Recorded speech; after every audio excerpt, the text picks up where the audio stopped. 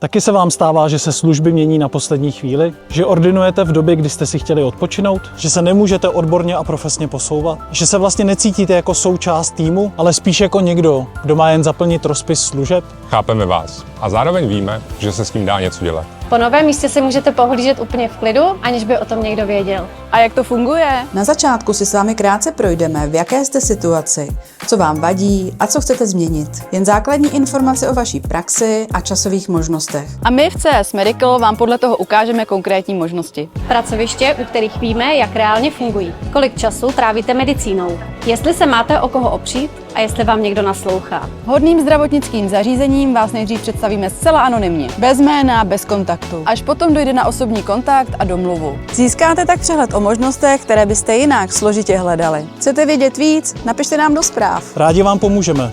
Stejně jako mnoha lékařům, jejich příběhy najdete na našem webu.